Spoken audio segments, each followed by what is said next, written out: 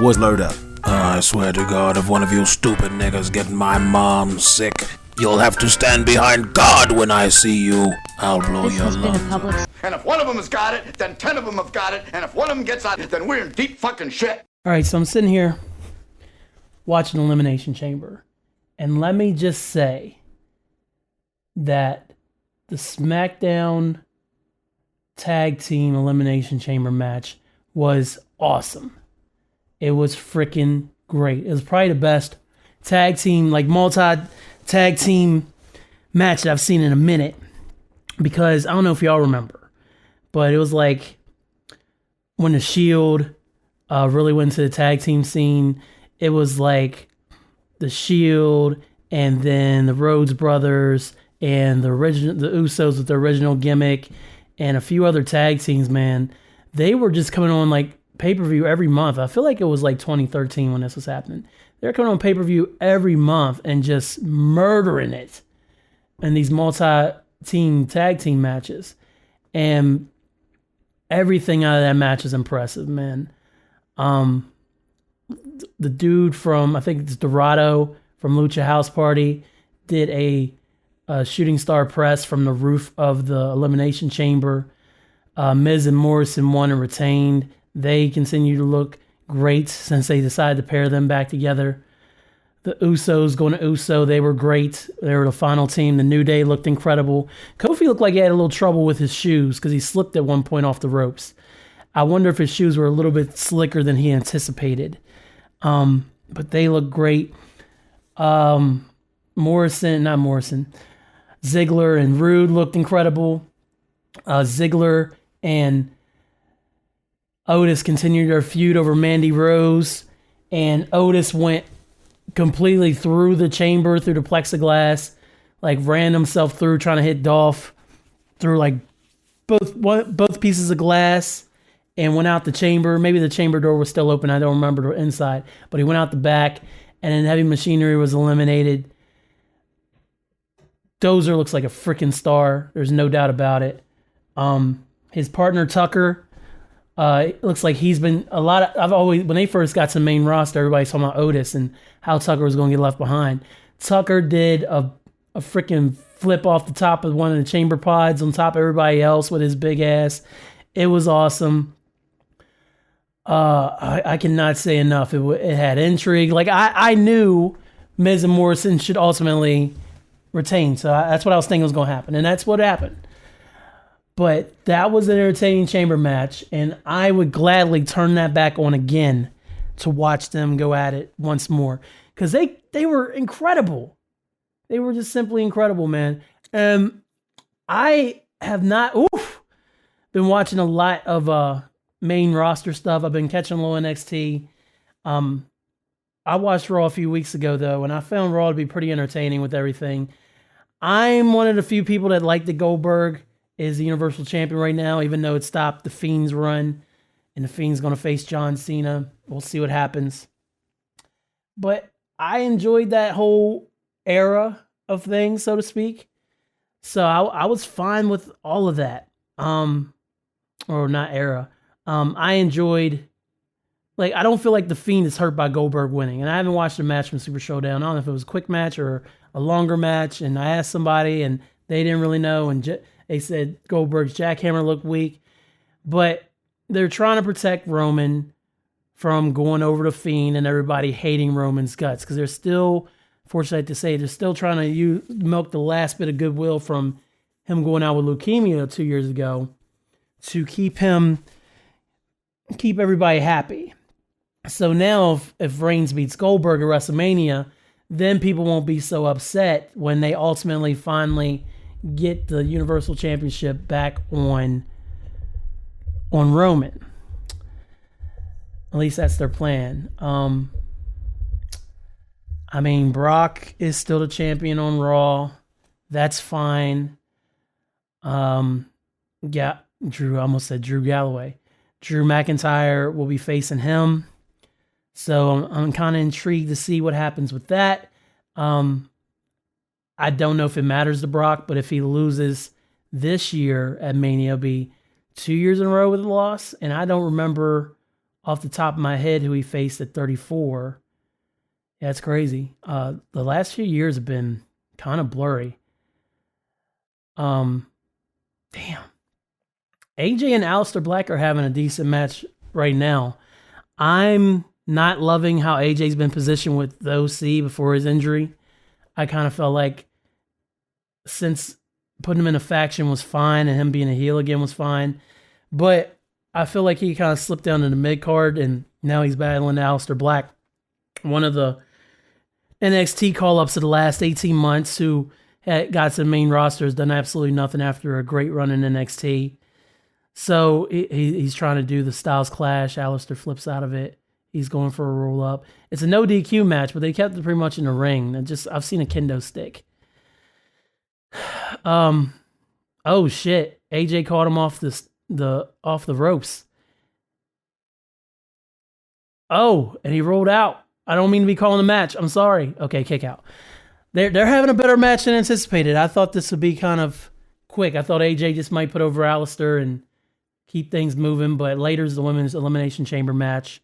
Interested to see that, only to see Shayna Baszler's main roster run continue. I believe they're setting Becky up to go against her after Becky beat Asuka in a good match at Royal Rumble. And then a really weird quick match on Raw where she beat her again. And then it's like, oh, I can beat anybody. And then they had Shayna come in and bite her neck. And so whoever wins this Elimination Chamber match will be going up against your girl, Becky Lynch at WrestleMania. Charlotte won the Women's Royal Rumble. She's facing Rhea Ripley for the NXT Women's Championship of all things. And Bayley is not doing anything of importance. Still the champ. It's funny, I finally got my hands on a I'm a Hugger t-shirt, and now Bayley's not the champ. I mean, now I'm not a big fan of Bayley's gimmick. And don't get me wrong, I mean, the face Bayley was tired. They needed a change. But I don't like everything that they've done with her. I kind of hate her haircut, but that's just me. I'm really hoping that with Bayley not having a clear opponent, that the move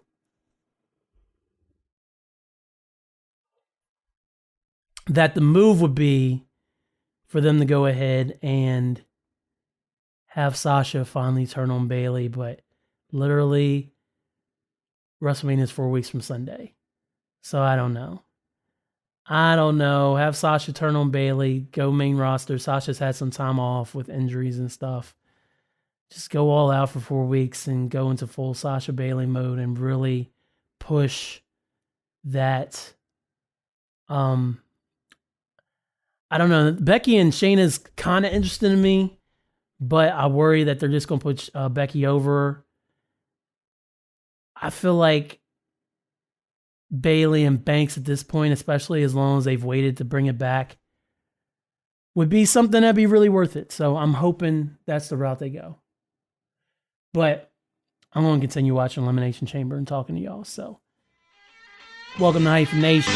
Welcome to the Barack Obama Approved World's Greatest Podcast, Hyphen Nation. I'm your host, Killin Conley. Currently on my quarantine week from work. Recent episodes you've heard have been stuff I recorded prior to everything getting shut down. But I'm working 1 week on, 1 week off. It's my week off. And I needed to redo a part of this episode. So you just heard me talking about Becky Lynch and Shayna on the cold opening.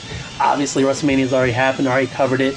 But there you go. Those are my thoughts then. Morgantown weather report. It's cold outside. It's like 40-some degrees, man. Yesterday was like 70.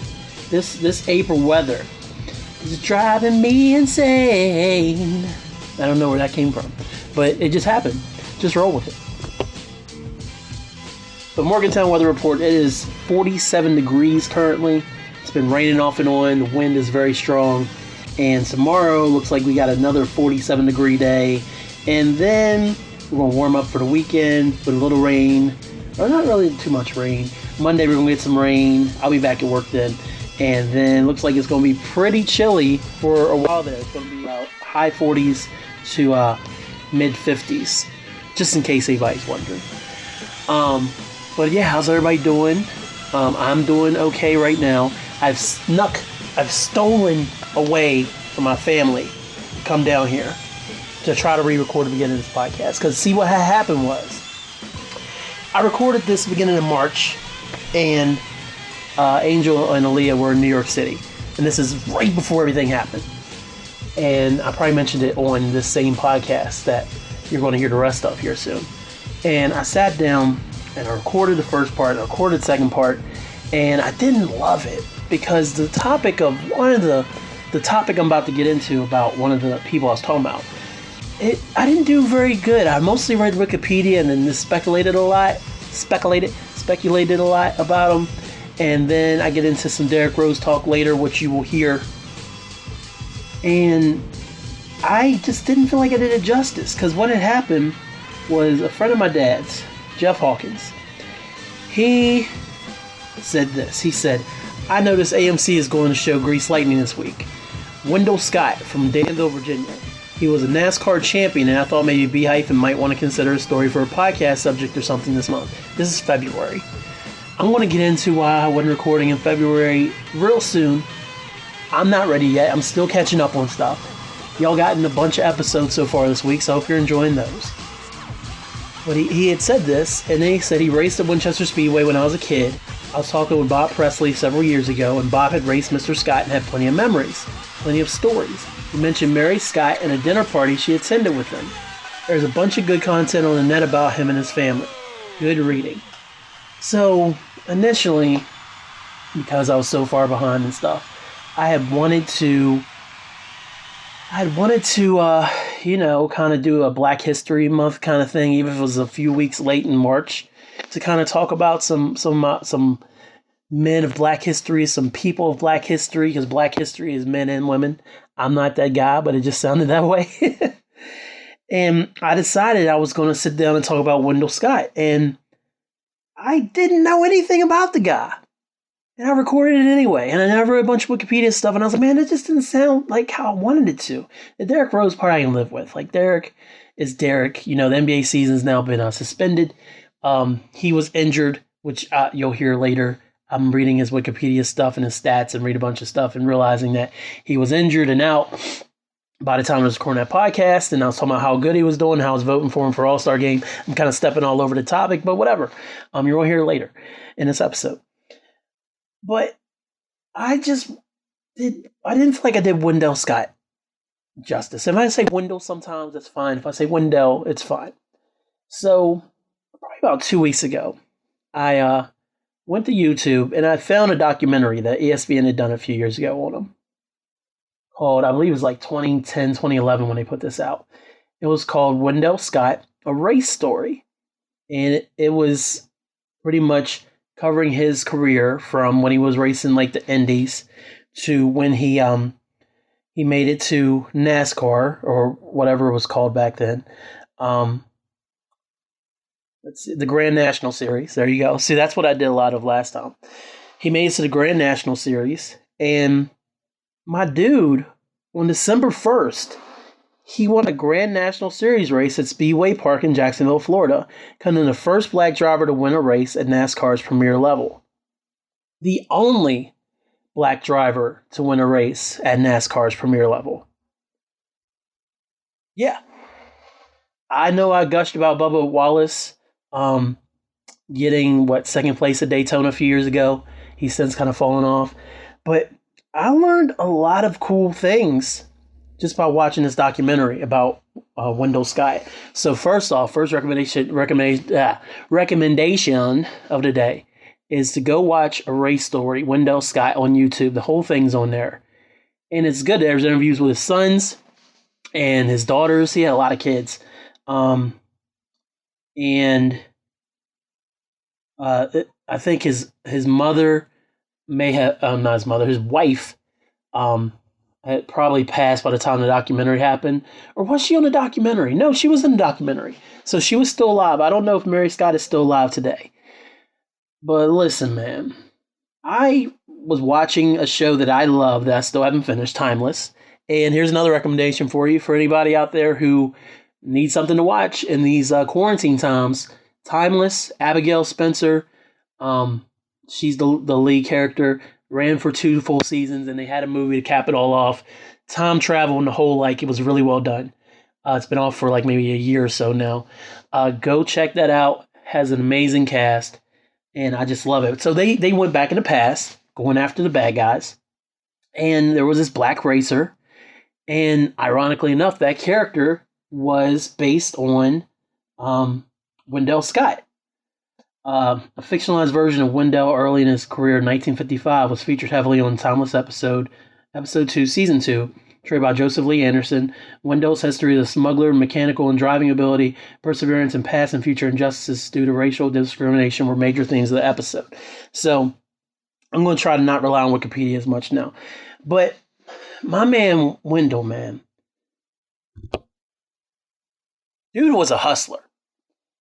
And when I say hustler, he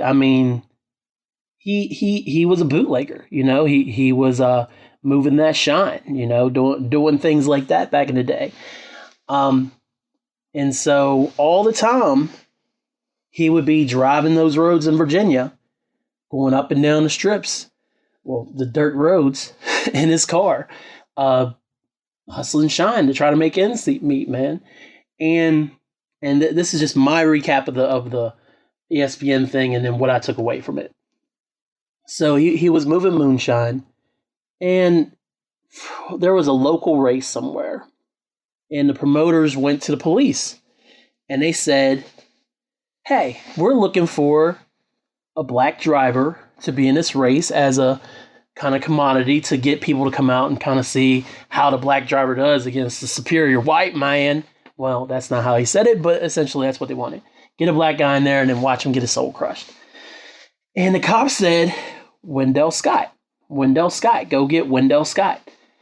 And because he would consistently, not to say he never got caught bootlegging, but he would consistently give the cops fits because he was such a good driver on dirt roads.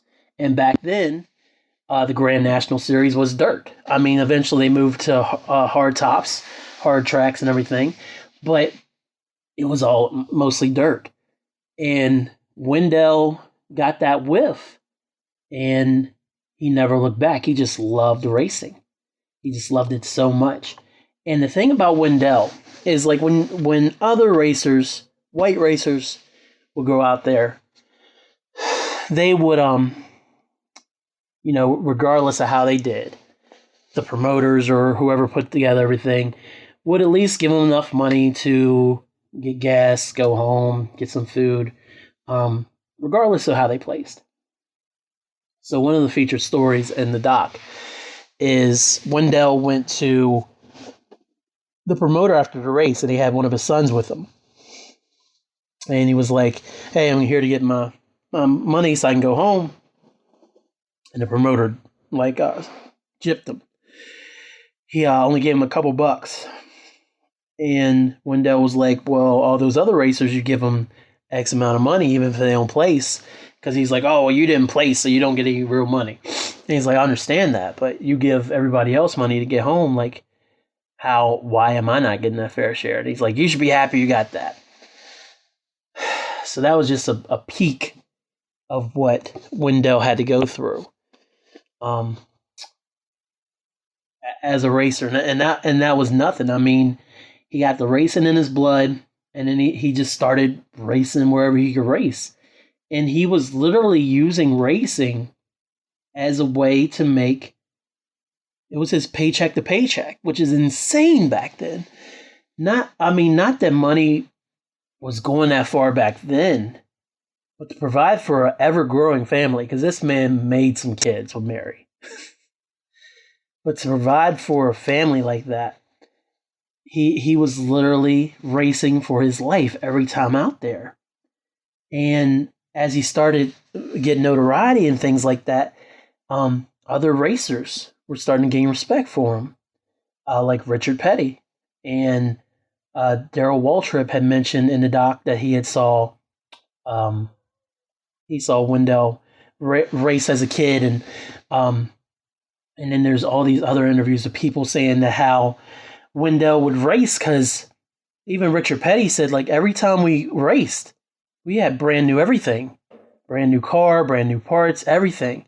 Wendell had owned his own car, and like he would drive it to the race in his truck and he had the car in the bed of the truck, and he was just taking secondhand stuff, secondhand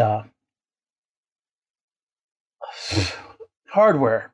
There you go. There's a good word to keep up with these white boys, essentially. And like he couldn't afford to get he didn't have a sponsorship. It was just Wendell and that number 34 car, I believe. Yeah, number 34 car. And every week he would work on that car and make it as fast as he could, and that was his whole life, was getting under that car.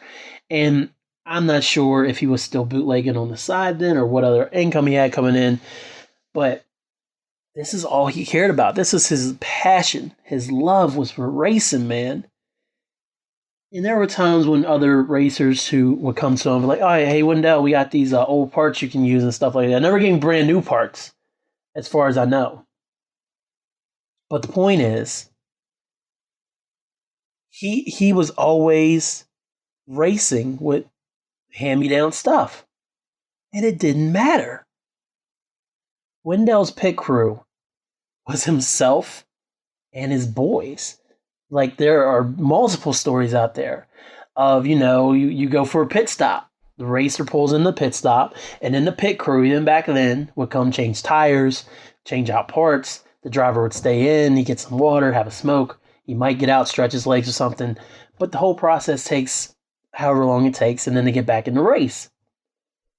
Wendell came down for a pit stop. Hart got out of his car and was changing his own tires and parts in the pit stop along with his son's help. And his sons were kids at this point. Like when he first started really racing, they were like, I don't know, like in teenager and like maybe 9, 10 or something like that. And they're out there helping their dad put together his car so he could get back out there. And when he was on that field, man, on those tracks, he was a maniac. He was a beast. Now, he wasn't winning all the races, but he was a studier of statistics in the field. Like, the Sons told us one story where he's like, we would sit there after the car was worked on, and me and Daddy and brother sit there and go over everything. And he asked us to read the list of racers for who was racing that weekend. And they would start naming names. And so he would be like, got him. Petty, probably won't beat him. Got him. And they would go through the whole race list. The reason he did this was because he knew he had to place a certain place in order to make money and to make those ends meet. And his son said that sure enough, they would sit there and do those projections every time. And they would say Daddy would come right where he said he would come. Like what place he would come in. And he would make the money that he needed to. And then next week it was back to the grindstone, back to the working on the car and finding the used parts from a junkyard and rebuilding the car and getting ready for the next race. Now here is the main story about Wendell. Like I said, December 1st, 1963. Finished 15th in the point standings, which is incredible. Incredible. With all those other talented drivers out there, he was hanging with the best of them. 15th with no real vehicle. Did not have top of the line stuff.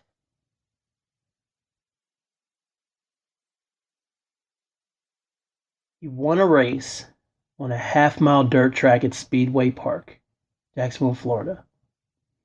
the first and to date, the only Grand National / NASCAR event won by African American. But here's what happened. So Wendell's killing him. Just running the race of his life. It's that checker flag. They don't drop it.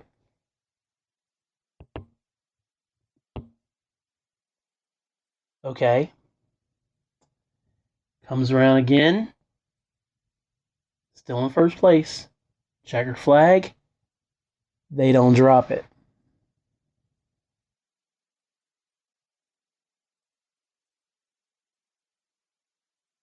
And his third time around,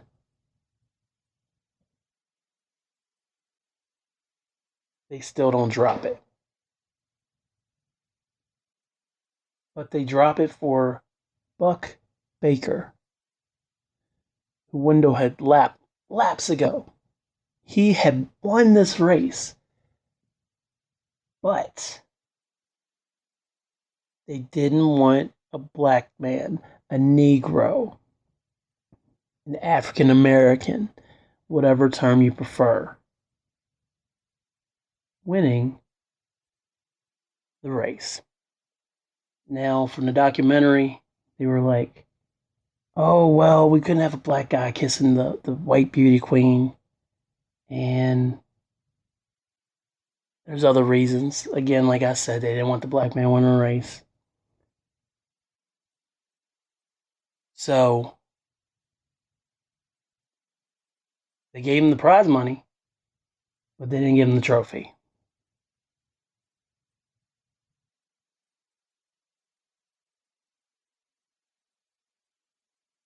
And Wendell was pissed for years that he didn't get the trophy. They finally came up to him in the race, like, oh yeah, Wendell, you came in first place, but there's a mistake. But here's your money, the first place prize. But no trophy. Trophy was gone. He never got that trophy.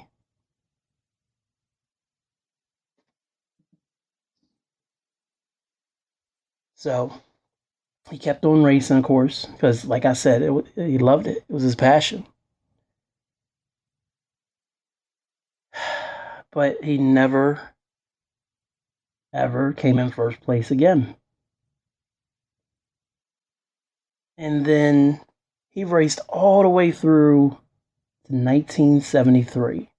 His career started way back in 1954. He had went broke, put up everything to get himself a nice race car, finally. Something that could keep up with everybody else.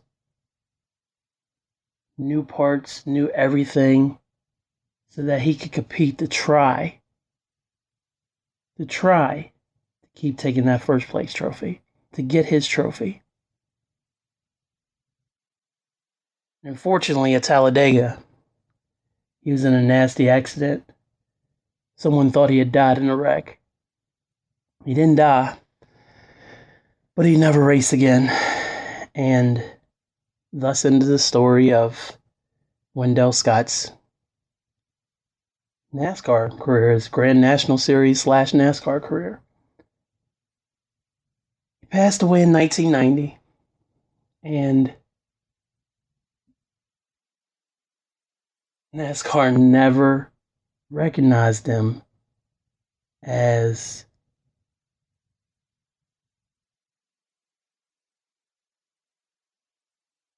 the champion, as that guy who took the race. It was always Buck Brooks officially. Buck Brooks, that's my friend. Buck Baker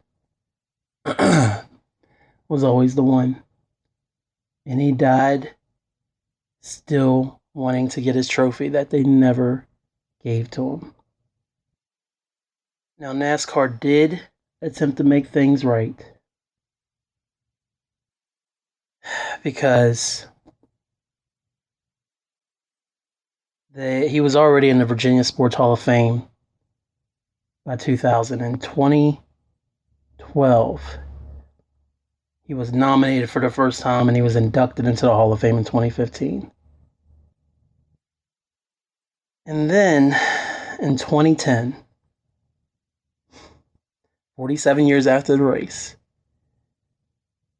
NASCAR officially corrected their mistake and removed Buck Baker as the winner of that race and presented his family, his sons, his daughters, his wife, with his first place trophy. I have long said that Dale Earnhardt Sr. was my favorite race driver. Fell out of love with it as kids. I wasn't in love with it to begin with. I just like watching the highlights in SportsCenter, and I picked Dale to be my racer. After Dale passed, I slowly started losing interest, and then I haven't really watched NASCAR in years now. But Wendell Scott was a pioneer, just like Jackie Robinson, to break into a sport that is predominantly white and not just race for the sake of racing a few races. He competed every time he was out on that track, which is just an incredible feat, especially with some of the competition he was going up against, especially considering he didn't have a good race car. Everything he did on his own, with his own two hands, and if it wasn't his hands, it was his family's hands. To love something that much and have the passion to continue on for that whole time and just love to drive and love to be on those dirt tracks and love the competition so much that he literally drove until his body wouldn't let him anymore. That he literally bankrupted his family to give it a go to be competitive finally without having to have a little luck on his side after all those years. It's really something. And it kind of messes with me because when he got older, he kind of looked like my grandfather, Papa. That's what we called him, Pop. And he was a bad motherfucker, man. He really was. And it's a damn shame that he couldn't get recognized for winning that race when he did and getting this trophy. And it's a damn shame that, of course, he went through all the horse shit that being black in that time frame brought with it, especially in a predominantly white sport. But he loved it. And because he loved it so much, the other drivers saw how much he loved it and how good he was. And they respected him. He earned their respect. One thing about the documentary, there wasn't anybody who came on there who was like, oh man, Wendell Scott was trash. No. Richard Petty, some call him the king, was giving him props for what he was able to do. And that's no small task. Richard Petty is probably in some people's top 5 NASCAR drivers of all time. But when Richard Petty says you're a bad motherfucker, you're a bad motherfucker. I'll tell you that. So yeah, Wendell Scott never got to live long enough to see the recognition he deserved. He ultimately got it. He's a Hall of Famer. His contributions towards breaking the color barrier in racing have led to other black drivers being inspired to drive for themselves. There's foundations out there, not foundations, but there's organizations that are solely built for the advancement of black drivers in racing, which is incredible. And it's all due to a moonshiner from Virginia wanting to get out there and live his passion, you know? And I always talk about, oh man, you gotta live your passion, you gotta do what you love, blah, blah, blah. Wendell Scott is the perfect example of that. Absolutely perfect. And so I found a new hero that I didn't expect I'd find. So thank you, Jeff, for the suggestion. Thank you, ESPN, for putting together that wonderful doc. There's lots of books out there on him. I may have to look them up myself because I want to learn more about him. His story is really interesting to me. And anybody who faces a brave new world on their, like, when everybody's against them, it's amazing to me.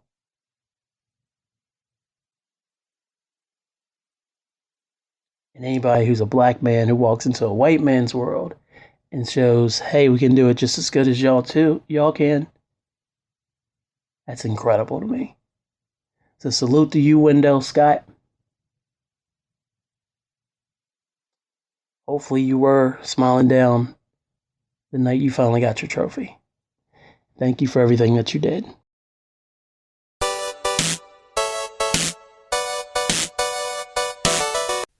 Look, I don't have much time, all right?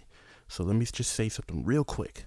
My name is EG, and I am the host of 2 shows that are part of the Hyphen podcast group. The first show is called Catch the Show. It's a show where I talk about music-related news and pop culture, upcoming tours that you may want to catch shows of, and I tell you about a show that I call it, because it's the #1 concert review podcast in the world, and I've reviewed shows from Beyonce to Kendrick Lamar to even the Backstreet Boys. So yeah, that's Catch the Show. The other show is called The Underground Monster. Slightly different kind of show, but still music related. It's where I cover basically underground independent hip-hop, horrorcore, and the juggalo culture. So yeah, if you're interested in either one, go to hyphenpodcastgroup.com and or go to your favorite podcast platform and just search for them and hit that subscribe button, okay? Got that? Cool. Now let's get you back to the show you were originally listening to.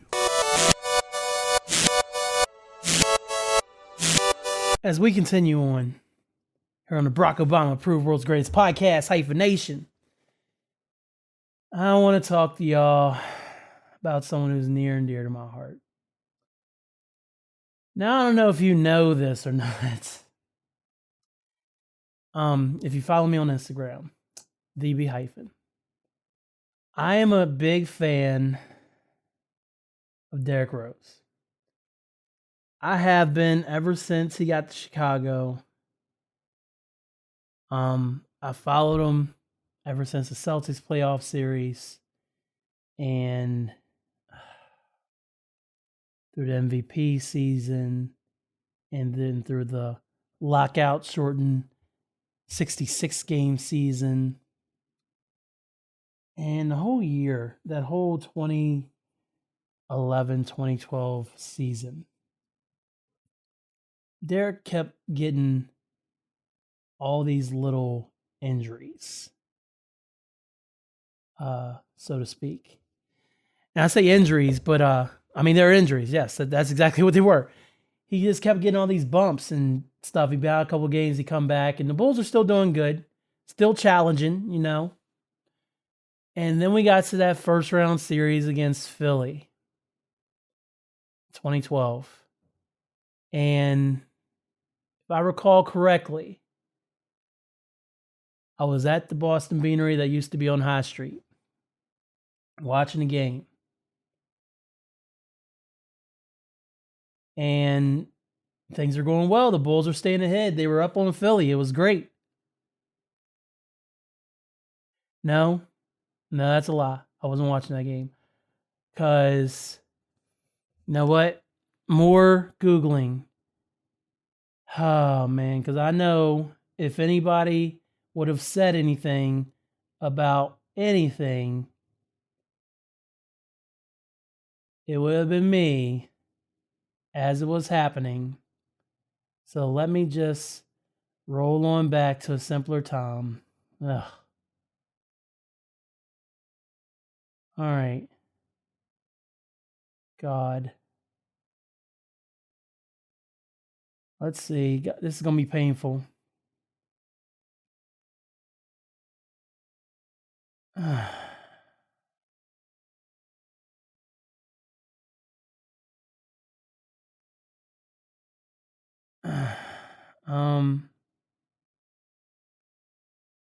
So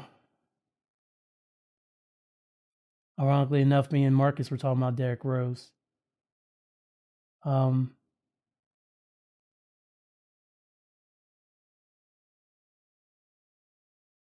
Okay, so it looks like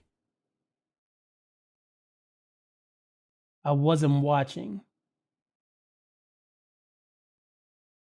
at all, according to my tweets. Because if I had been watching, I didn't have anything about Derrick. So I did have a tweet that says Rose will be out for the playoffs. Bulls will be out second round, just preparing for the disappointment. I said that on April 28th, 2012, at 3:49 p.m.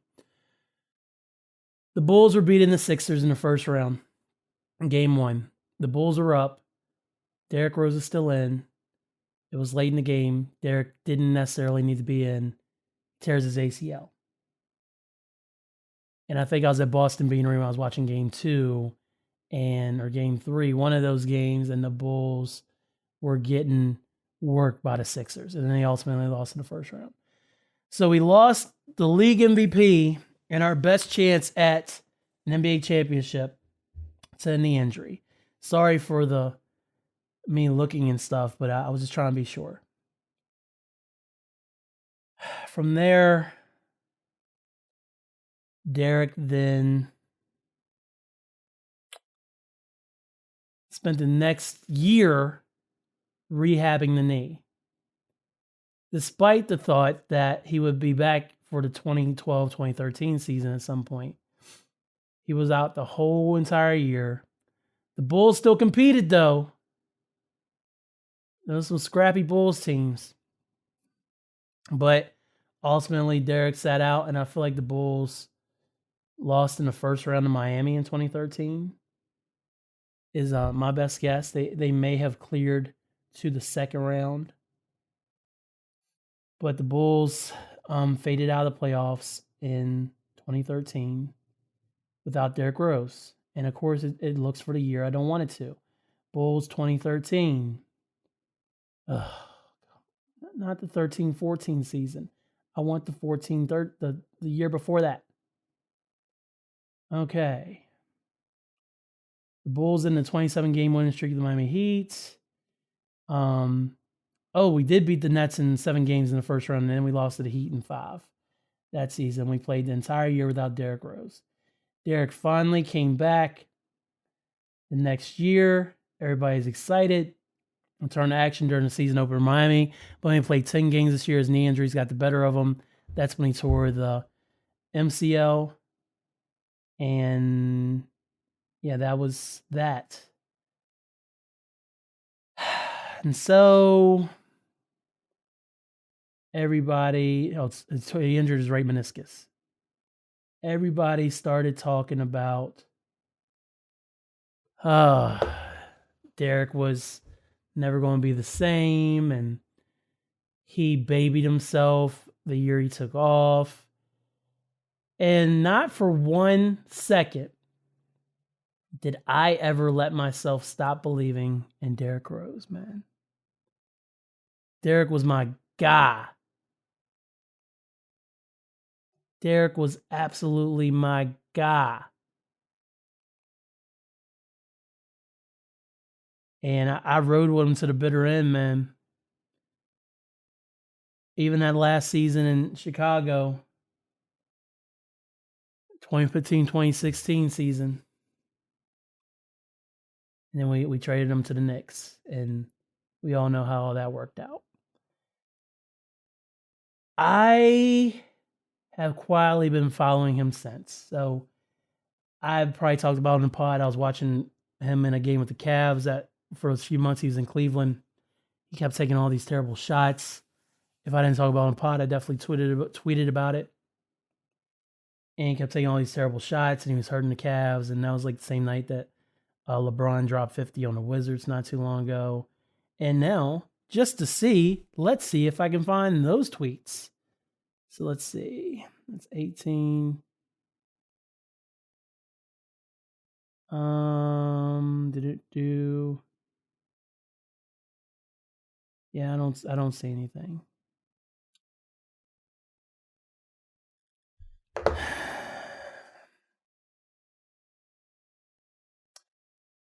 Yeah, so Rose left the Knicks, joined the Cavs,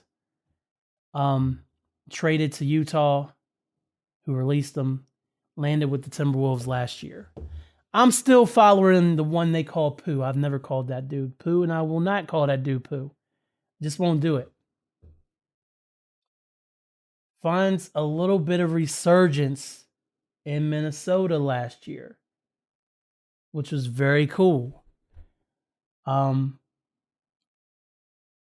Let's see. In Minnesota he joined in late 17-18, and then he played 51 games for him last year.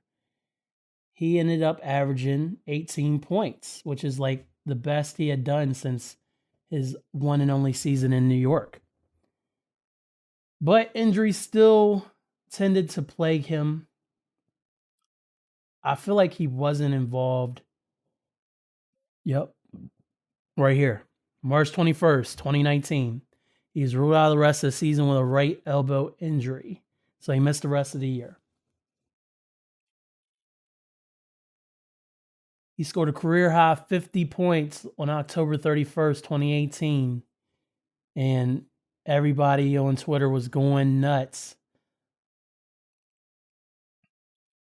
But yeah, he had a nice resurgence, man. He was playing for Thibodeau before Thibodeau. I believe he got fired in Minnesota. He may have stepped down. I don't remember. Who cares? But I fuck with Derrick Rose so heavy. That's the point I'm trying to get to. I've been all melancholy and shit. I love this guy. I love Derrick Rose, man. I'm a big fan of his. Now, unfortunately, just similar to Kobe, there is this whole rape allegation that and then ultimately he was on trial for it.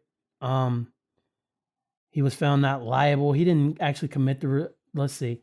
2016, Rose is involved in a federal civil lawsuit to assess whether he or two friends raped his former girlfriend in August 2013. In the months before alleged gang rape, Rose's accuser, referred to as Jane Doe in court transcripts, testified that Rose made her uncomfortable asking her to perform sexual acts for him or to involve other people in their sex life. He would sometimes get angry when she refused. Jane Doe also mentioned that on the day of the incident, she was drugged against her consent and alternated in and out of consciousness. During the trial, Rose expressed difficulty and uncertainty with the definition of the word consent.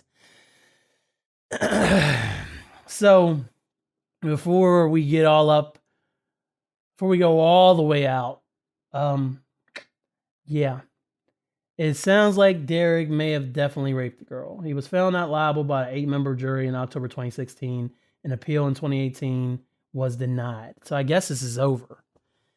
And similar to Kobe, even if you're not fully, even if you're not found guilty, you're kind of guilty in the public side. So that's something I always follow. It won't be on the level of Kobe because he's not Kobe Bryant. And it wasn't this whirlwind media storm surrounding him, but he also has that big stain on his resume. I just want to mention that because I don't want to be like, oh, I love Derrick Rose even though he raped the girl. No, I'm not for that. But back to the lecture at hand, man. So I just give a shit about this guy, man. In my eyes, Derrick Rose, other than that I just spoke of, he can do no wrong. None. And then after Minnesota last year, I was kind of energized. Like, man, he had a really good year that year. I'm hoping that he might land. There's places he could land, man. Like, I heard a bunch of Chicago rumors. People can see he can still contribute. Like, let Derrick go, man. Let's go. Let's see what Derrick can bring to the table, you know? And he signed with all people No offense, Maps and Bane, but he signed with the Pistons, who have Blake Griffin and had Andre Drummond. But the Pistons haven't been exactly knocking down doors as a contender, something that Rose probably would like to be on. Has not been knocking down doors as a contender in recent years. But he signed up with him, which is cool. And I follow a couple Derrick Rose fan accounts. So if you see me put anything about Derrick Rose in my stories, it's normally from that. But yeah, he signed with the Pistons on July 7th. And Derrick was balling out, man. He was arguably having the best season of his career. First player in Pistons history to record 7 consecutive 20-plus point games as a reserve, which also coincides with his career-high 14-game streak of scoring 20 points or more. Ironically enough, it ended when he suffered a groin injury during a game of the Denver Nuggets. Then he scored a season-high 31 points en route to a win against the Phoenix Suns. This episode is Wikipedia heavy, and I don't care. I was voting every single day of the week to get Derrick on the All-Star team. If he had made that All-Star team in Chicago, that would have been so dope. So dope. He's from Chicago. Hasn't played. He's played in Chicago for other teams since he left. But for him to come back on either LeBron's team or Giannis's team in the United Center to be on a big stage again, I really wanted that to happen, man. And he came close. Let's see. Let's get our Google on once again. How many All-Star votes did Derrick Rose get?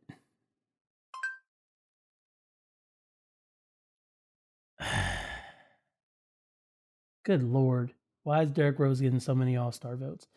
Because Derrick Rose deserved it. Yeah,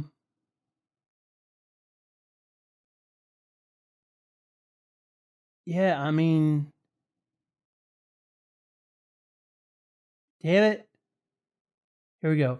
He is not selected as All-Star reserve. Let's see. Rose missed out on being named starting roster, finishing 4th overall with a weighted score of 5.2 beyond Young, Walker, and Brooklyn's Kyrie Irving. I was voting for either Trae Young or Kemba along with Rose every time I voted from the East. Rose racked up 1.8 million fan votes, received 40 votes from players, and 2 votes from the media. Totaled 300,000 more votes this year than he did in his most recent All-Star appearance in 2012. Rose, 31, is playing his best basketball of the season. Of late, he has scored 20 more points, 13 consecutive games. He's averaging 18.9 points, 6 assists, shooting the career high, 49.8% from the field. Rose played in 3 All-Star games from 2010 to 2012. Man. If Derrick could have made that freaking All-Star team. But it just wasn't meant to be. And you just kind of have to live with that, is the thing that I've learned. So, the Pistons aren't a very good team. They're slightly ahead of the Bulls in the Eastern Conference standings right now. But I was still hopeful, but it just didn't happen. And then Blake's been out apparently. Blake has been out with a what's wrong with Blake Griffin now? I just read it. Star forward Blake Griffin out for remainder of the season because of a knee injury. God, what another bust since he went to Detroit. I'm shitting all over Detroit. I don't mean to, Maps. I don't mean to, Bane. It's just the Pistons right now. I like it when the Pistons are good, personally. So, after all that hoopla of trying to get Derrick in the All-Star game and Derrick having this resurgence, and then it coming out that the Lakers offered up a decent deal to get him on the squad. Listen to this. Lakers were willing to give up Alex Caruso and draft compensation for Rose, which was rejected as the Pistons had set a high value on the former NBA MVP. Lakers stood pat at the deadline, and VP of Basketball Operations Rob Pelinka instead upgraded the roster post-deadline. So, yeah, they wanted to bring him in, and the Pistons said no. And I wonder if Derrick had any control over it. I don't know if he has a trade clause or anything in his contract. But if he did, and then he said no, that would be very interesting because one, I mean, everybody's like, that'd be like, oh, that's crazy. Why would we go play LeBron and AD and win a championship possibly? This episode's sponsored by Dr. Pepper, by the way. Here's the thing. If he did do that, Derrick's on a record saying that he didn't love playing LeBron in Cleveland in LeBron's last year there. Was it his last year or did he play too much? Let's see. LeBron's been in LA one season. That was 2016-17, right? No, 17-18 because they won in 15. They won the 15-16 championship, and then they lost in 17 and 18. LeBron left after that. So yeah, that very last year in Cleveland, like Derrick was like, I didn't like playing LeBron because that had been my main rival in the East for so many years when I was with Miami. Being a part of the team with him was just weird, and it just never felt like it fit. And now, knowing that, if he had any kind of say in it, I could definitely see why the trade didn't go through. Otherwise, the Pistons just wanted more. And Alex Caruso and draft compensation is okay, I guess. I mean, considering the season Derrick Rose has had, the Lakers lowballed him, but at the same time, it would have been a move beneficial for the Pistons. But let's see. How long is Derrick Rose's contract with the Pistons? According to NBC Sports, Rose's deal is reportedly for $15 million over 2 years and gives a Pistons team that could use more solid guard play a great option. So 2 years. So they're betting on themselves, I suppose, because I mean, if you bring them back in, I mean, they run it back next year, and Blake comes back healthy, and they add some pieces, get something in the draft. I mean, he's coming off the bench anyway. Who knows what they could be building towards, but it's just another year of his career where he won't be able to, he won't be able to win a title ultimately. So I was sad he didn't make it in Chicago. I was sad he didn't get traded to a contender. And then right before I recorded this podcast, I decided to check on my mans, and Derrick Rose's MRI results on ankle injury negative. Expected to miss weeks. Arg!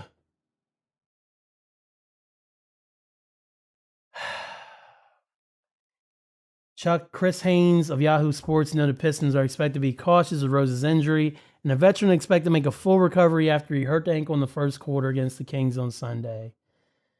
Diagnosed with grade 2 sprain, reevaluated in 2 weeks. Something about how much he's been injured. Bleacher Report. Perennial All-Star before he got hurt.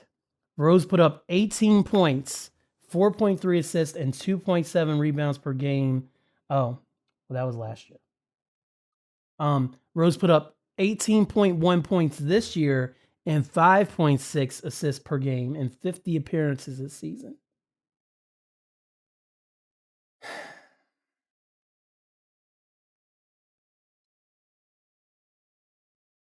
Man.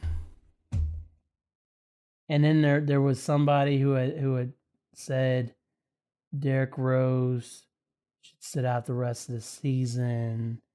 And you know how I feel about that. Let's see. Let's go check that out.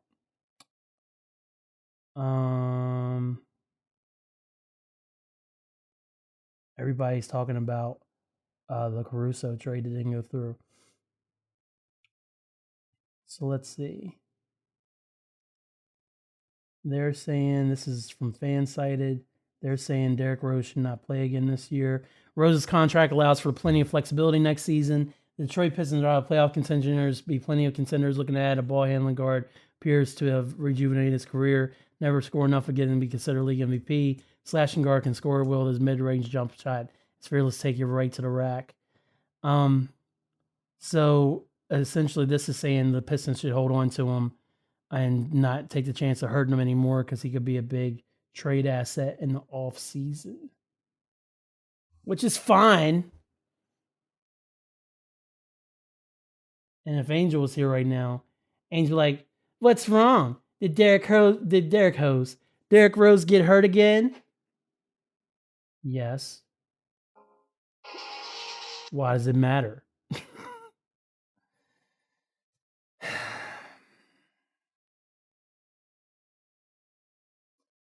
I love Derrick Rose, man. And I really, really, really hope that even if he never comes back to the Bulls, which makes very little sense considering the Bulls are still trash, I hope he continues to do well the rest of his career and kind of put his past behind him. It looks like he's never going to get away from being injured. But if he could just put together a nice couple of seasons where he doesn't go out with season-ending injuries and he's on a contender, I would love to see that. Because Derrick is my favorite current NBA player. Period. Like, they're like, oh, what about LeBron? What about Kawhi? I love LeBron. I love watching Kawhi. I love Russell Westbrook. I do not like James Harden. Starting to respect Chris Paul, but that's a whole different other topic. Shut up, Marcus. But Derrick's been my guy for so long, man. For so long. And to see him finally succeed on some level would be amazing.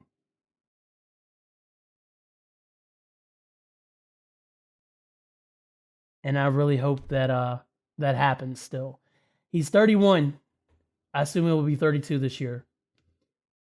So who knows, man? It doesn't look like it's in the cards. But I did want to kind of shout out the great season he was having. And when I wrote this was around, I think this is right after he got snubbed by the All-Star team. So now it turned into a sad-ass topic where I'm just talking about my favorite basketball player who just can't seem to get it done. Well, stay on the court mostly. He's playing great. I hope he's able to continue his resurgence and keep it competitive and maybe slip in there and win an NBA title. That's what I want for Derrick Rose. So what an episode. Who knew you'd be turning on the Hyphen Nation and listening to me talk about a black NASCAR driver and the, once again, depressing story of Derrick Rose. But yo, Rose is just doing, like, if you want to have a good time, I've been watching a lot of Derrick Rose highlights this season. Just go watch this man cook in a Pistons uniform. He has not been as exciting to watch since he was in a Bulls uniform. I swear to you. Hand to God. You won't regret it.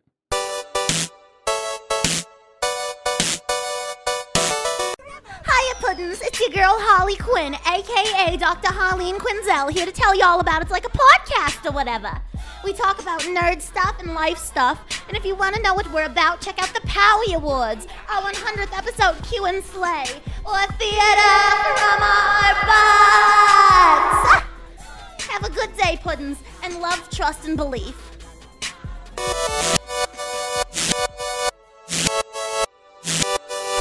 Now, Hyphen Universe. God bless America. Hyphen Nation is brought to you by Hyphen Podcast Group. Is that right, Raul? That's right. Hyphen Podcast Group, a Morgantown, West Virginia-based podcast collective bringing great podcasts to the people. Hyphenpodcastgroup.com. And brought to you by Mark Robb, written by my semi-regular co-host, also now co-host of We Should Do This Again Sometime with Cat and Mark. Mark is showing Mad Love Robinson. He writes prolific paragraphs. You can read those at the marcrob.wordpress.com. I think I said it wrong last episode. Now I think about it. Again, that's the marcrob.wordpress.com. You can find Hyphen Nation, the Barack Obama approved world's greatest podcast, on only two platforms that seem to matter, which is Apple Podcasts and Spotify. But you should be able to find it on any other platform you like, as well as any of the other great Hyphen podcast group shows. So don't forget about those. I do want to tell you that if you happen to go by Apple Podcasts and then you leave a review, good or bad, I will read it on the show. But mostly hit us with those 5 stars, man. Please and thank you. Good looking out. Now from there, I always like to say the power of positivity is real. Get that negativity out of your life, no matter what it may be, no matter what you have to do. You got to do you. That's right. You're welcome. You got to do you. And give people their flowers while they're still here, because you never know when it's their time to go. I promise you that. You just never freaking know. I do want to tell y'all that if you want to get a hold of the show or me, it's b-hyphen@gmail.com, BHYPHEN, or at b-hyphen on Twitter, or the b-hyphen on Instagram, or Hyphen Universe on Facebook. That's where the universe comes in, hyphenuniverse.com. That's my personal website. I don't know what I'm doing with it, but it's there. Or if you want to go through Hyphen Podcast Group, it's Hyphen Pod Group on Twitter, Hyphen Podcast Group on Instagram and Facebook, and Hyphen Podcast Group at gmail.com. So you can reach out in all those ways. Tell a friend to tell a friend that it's them again, because y'all need to be at your water cooler talking about Wendell Scott, one of the few African-American stock car drivers who just so happened to race in my hometown of Winchester Speedway back in the day. A man who's been through some shit and finally got recognized in the NASCAR Hall of Fame in 2015. Shout out to you again, Mr. Scott. Don't forget about his documentary. Check it out. Look him up. It'll be worth your time. I promise you that. Or you can talk about why the hell is Derrick Rose Killin's favorite basketball player when Giannis exists? Because I care about Derrick Rose, damn it. Don't you question the hyphen. What is wrong with you? Good Lord. I'm just saying. Recommendations. I have some. So let's kick out 3 of these. The Book of Basketball 2.0. It just completed its first season. I was a little disappointed with Simmons on that. Like I said, I have a bone to pick with Simmons in another time. It was fun. The episodes talking about like the pyramid pods were fun. A lot of rewatchable game episodes that I felt weren't very well done. I mean, they're fun for the conversation and stuff, but really, I'm a little disappointed in the Book of Basketball 2.0, but I'll continue to listen to it because I'm a dumbass. But an episode that is really good, The Night Kobe Called Me Out of the Blue, which is about the night that Kobe Bryant called Bill to talk about basketball, and just they had this X amount of time conversation, and Bill wasn't expecting it. Like he texted and said, "Hey, this is Kobe. Can I call you?" And like Bill's like, "Yeah, right." And then Kobe's like, "You're a jackass from Boston. It's me." And he called him. It was Kobe, and they kind of built a friendship over the years. And then he said at the end of the pod, he had saw Kobe at a soccer game, like early in January or something like that, maybe late December, and their kids or girls are playing on opposite fields or whatever, but Kobe, of course, is out there in LA, and he had his Mamba tent set up, and like everybody knew Kobe Bryant was over there. And Bill was there to watch his daughter, Zoe. But Bill's like, "Oh, I'm not going to go over there and interrupt him, let him enjoy watching his daughter's game." So he sent Kobe a text, and Kobe, he's like, "Hey, see you over there." And Kobe's like, "Well, why don't you come over?" And Bill's like, "Oh, I didn't want to bother you." Da da da da. And then Kobe's last text to Bill, it might have been the last time he spoke, was next time. So yes, the specter Kobe Bryant continues to linger over Hyphen Nation. Real talk. It's a real good podcast though, because it's short. Bill essentially had called Kobe after they talked that night and said, I want to publish what we talked about. And he's like, fuck you, that's off the record. And he kept it off the record until Kobe died. And they just had a nice little conversation about the NBA and about basketball, man. It was super dope. And Bill kept it just him. Probably was maybe less than 20 minutes, but it was so good. And then he did the same thing with the Bill Russell episode at the end of the season. It was a rehash of something he had written before with some updates, but I still found it to be very good. So check that out. Hip Hop Evolution on Netflix. Got put onto this by E. I'm going to be talking about E and a couple other people here on the pod very soon. But I got put onto it, and it's by this, I don't know, I think he goes by Shad.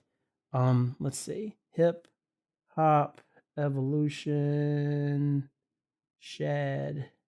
He's the host, and he's also a rapper from Canada.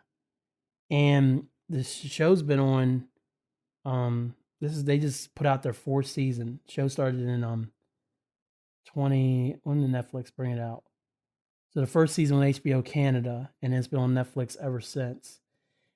Yeah, and I just really love it, man, because he started the beginning of hip hop. You get all the pioneers. You learn about some shit that you've never heard about when it comes to birth of hip hop. Then he moves it from there, and eventually we get to the end of over to the West Coast. By the end of the first season, second season, he starts talking about like hip hop through the 80s and it going mainstream and more West Coast stuff where they're doing in the early 90s and things like that, which is super dope.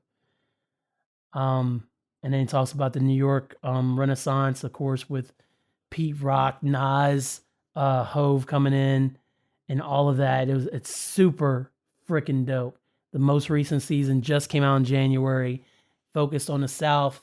He went and talked to Uncle Luke in like season 2, and that was super cool. But in this season, he went back down south, talked to Master P and Baby and Manny Fresh and Atlanta. It had a lot of Atlanta in there. It was mostly Outkast. How could I forget Outkast? Season 4 is really dope because each episode's about an hour, and the way it's shot and edited and the interviews are all cut together. And there's a plethora of great artists and journalists and people who's been involved with hip hop at various times since its birth that he had interviews with, and it's super cool. So I can't stress enough. It's on Netflix now, all 4 seasons. Each season is 4 episodes. I got through it in about a week or so, and I loved every minute of it. Last recommendation I'm going to give y'all is Phineas and Ferb. Aaliyah started watching it on Disney Plus. I freaking love Phineas and Ferb. I got put onto it by a friend of ours who told me about this Disney show she watched with her boys, Phineas and Ferb, and she said, I thought you might like it. And then turns out I liked it. So if you ain't seen Phineas and Ferb, it's about the never-ending summer vacation of theirs and their 2 brothers. Each day they're like, what are we going to do today? I know what we're going to do. And then they do this crazy thing. And then Candace is the older sister, always trying to bust them. Never gets to bust them. But the show's very funny. There is a secret agent platypus who goes by the name of Perry the Platypus. And he fights his arch nemesis, Dr. Doofenshmirtz, every episode. And it's just really well done, man. So if you just want to kind of find something to binge on Disney Plus that you don't have to think a whole lot about that will keep your attention, Phineas and Ferb. You're welcome.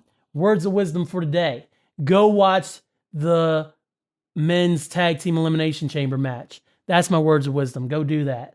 Even if you're not a wrestling fan, go find it because it's so freaking dope. They did such a good job with it. It's highly impressed. The women are on now. And looks like Baszler has eliminated everybody with her finisher. And now we're waiting for Asuka to be let out of her pod. Wow, they really made a stand here for 2 minutes. No, I ain't talking about this right now. I'm going to get some wrestling in soon. I promise, though. I promise. Talk about some current stuff, because I know last time that I did anything, Liv's still in there too. So she eliminated Natalya and Sarah Logan, and maybe Ruby Riott, depending on when Ruby went out. Shayna looks like a badass, though. Sorry, I'm getting distracted. Yeah, but after my little pie with Angel and stuff, I figured give y'all a break, especially after my going over the biggest Royal Rumble in history up to that point before they did the 50-man Royal Rumble at the greatest Royal Rumble. Thank you to each and every one of y'all who listen to the podcast. It means the world to me. Shout out to supporters of the podcast, Melisette, Derek Ferguson, and Matthew Spencer. Salute to all three of y'all. If you want to support the podcast, you can just check it out on Anchor, or you can go to the Patreon. So you can support the podcast in any of those ways if you feel like you want to do that. I'm not going to stop you. I will tell you thank you gladly. So I say all that to say this. Thanks, y'all. Subscribe and comment. This has been a Hyphen Podcast Network production. They're the bestest. I'm getting paid at exposure.